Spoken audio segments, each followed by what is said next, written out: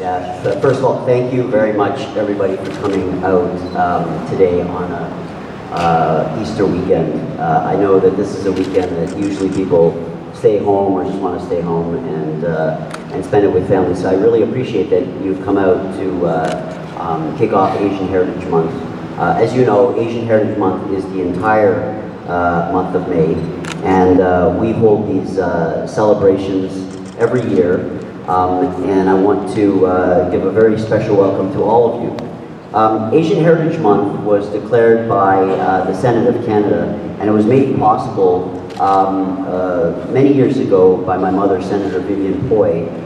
She was working with Sheila Copps, who was the Minister of Immigration at the time, Minister of Culture rather, and they resolved that May would be Asian Heritage Month, and it has really taken off. It took off like wildfire, and celebrations take place all across the country from coast to coast. We would like to express our sincere thanks to Canadian Heritage Building Community through Arts and Heritage Program.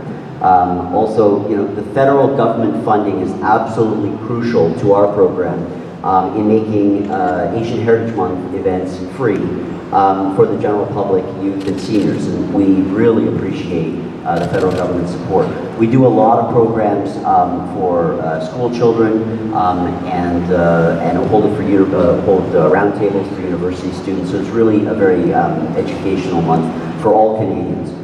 I want to express our thanks to our partner organizations, including the Chinese Canadian Photographic Society of Toronto, We Art Association, York Centre for Asian Research, York University, Asian Institute at the Munk School of Global Affairs and Public Policy, Social Services Network, and many other organizations. Also thank the City of Toronto for allowing Asian Heritage Month to hold the art and photo exhibition that you see behind you here in the Rotunda and over at Metro Hall. We're also launching Asian Canadian Artists in the Digital Age project today. The last presentation today by Mr. Philip Jan is the first photography workshop of the Digital Software Pro Show. We'd like to thank Canada Council for the Digital Art Strategy Fund for their crucial support in making this project possible. This is something that's very new for us. And the art and photo exhibition today, we're also featuring some of the works from our Unity in Diversity theme, Fusion of Communities in Canada project, and school workshops. The works by these students and how they experience multiculturalism, how they envisage diversity in Canada. If you see some of these projects, they're actually very, very interesting. You know, we ask this question every year to young Asians in Canada, whether they, you know, how they identify, whether they identify as Canadians or whether they identify as Asians. And it's very interesting to see how they express themselves through their art. Also, I want to thank the school boards. Without the school boards, we wouldn't be able to do the school events that we do on such a large scale. The Toronto Catholic District School Board and the Toronto District School Board. So thank you very much, everybody, for coming today. Thank you.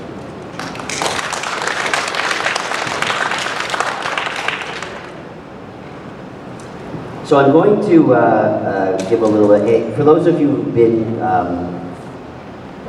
to this event every year, I sort of pick a different theme usually obviously within the realm of things that I know about. And I've been in the media and arts business for a very long time.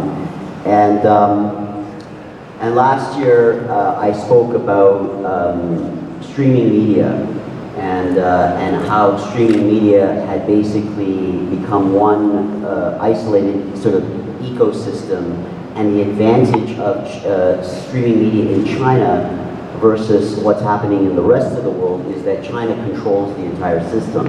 And for those of you who are familiar with social media platforms like WeChat, you'll know that WeChat is also a payment system in China. And so they're very uniquely positioned to not only market messages to you and show you images and sell you things, but they can also complete the transaction by taking your money at the end as well.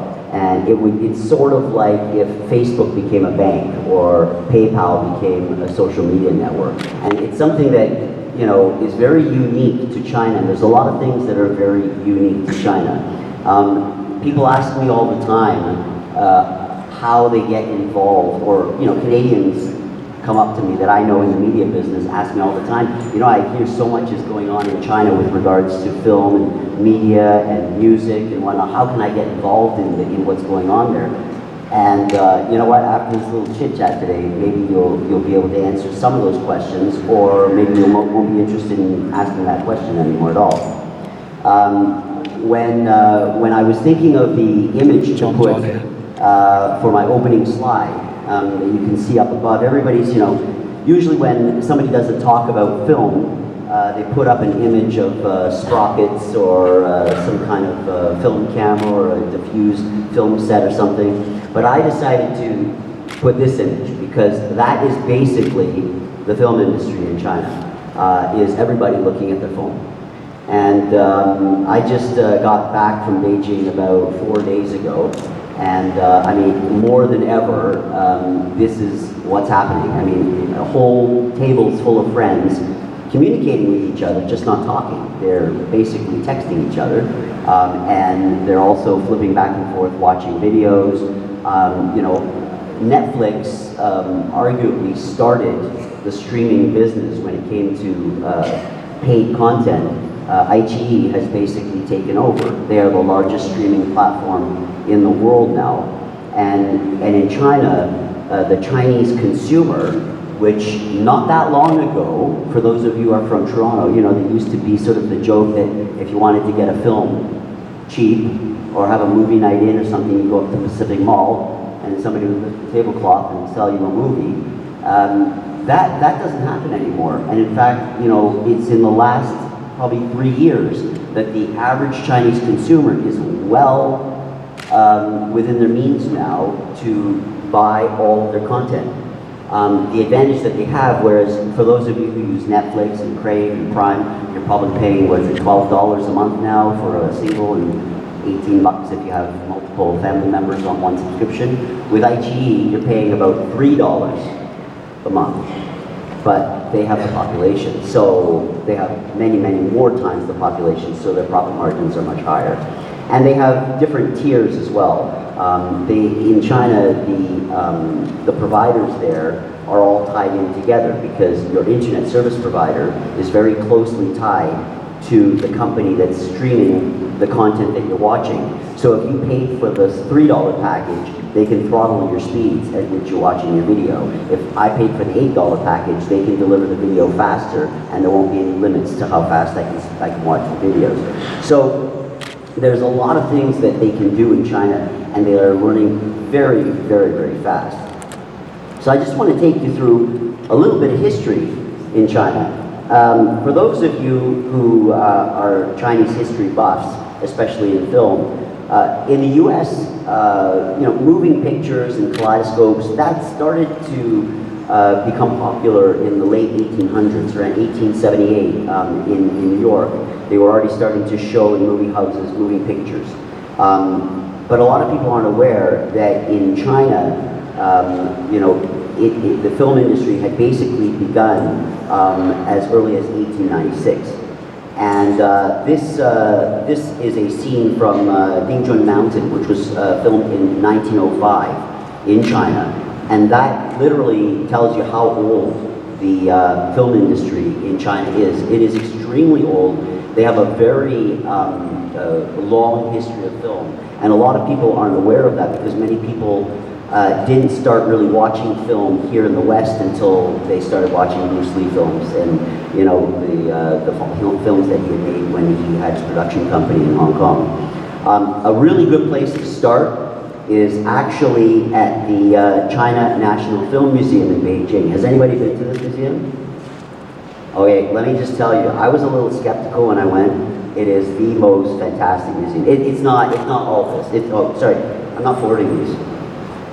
Oh, okay, that was Dongjing. Hang on, let me go back.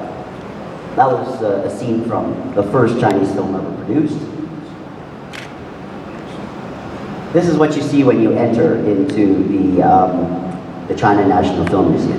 Now, the whole museum is not this imagery, but they obviously want to show you, the communist symbols of the proletariat, and that's really, the backbone of, the art of film in China.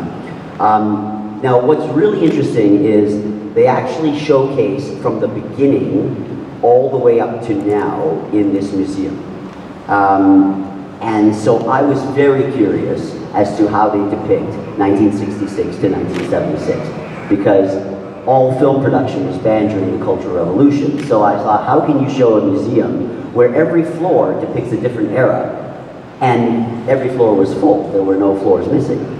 So what was very interesting was, I mean, from 1966 to 1976, not a single film was produced in China. All the film producers that were producing wonderful film up to 1966 were all sent to industrial areas to make industrial films, training films, teaching people how to farm. There were a lot of very well-educated people who had no idea how to farm the land, how to take care of animals. So they had a lot of work to do. It just wasn't very creative work. So there were no films of fiction produced. And then after, so that was between 1966 to 1972. From 1972 to 1976, which was the end of the Cultural Revolution, they depicted in the museum that Chairman Mao basically took control of the film industry and wanted to produce wonderful films to educate the people. And I think there were about 4 films produced during those 4 years. So that's pretty much how they depicted it. Now this is the, and as you know, everything in China is massive. So this is the atrium of the building. It has movie theaters in it, as well as a historical side.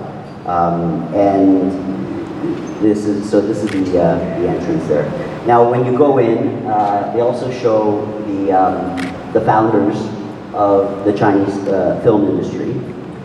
And they also have a lot of excellent exhibits on display. Hang on, I need to go back. There's a lot of excellent exhibits and they split it up between China, Hong Kong, Taiwan, and Macau. And basically cover off Chinese film that way.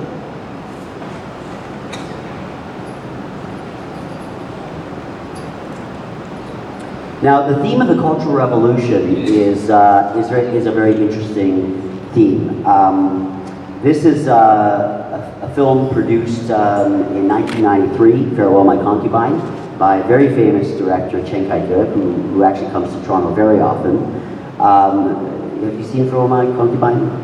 Yeah, Oscar-winning, and it's an amazing film, and it's set in the Cultural Revolution. And the interesting thing about this particular film is that, well, it was banned in China, it's actually, for most people who had lived through the time of the Cultural Revolution, they said it was very accurate. It's not blasphemous in any way. But they show themes that the Chinese government doesn't necessarily want to really promote. There's homosexuality, suicide, and certainly a lot of depression in the movie. And so this particular movie was banned, but then it was unbanned. And it was unbanned because there was a huge international outcry that it was being banned. And a lot of people speculate that it was unbanned because of the international outcry, and China didn't want anything to taint the fact that they were about to get the Olympics. So that's a very famous film about the Cultural Revolution. And even to this day,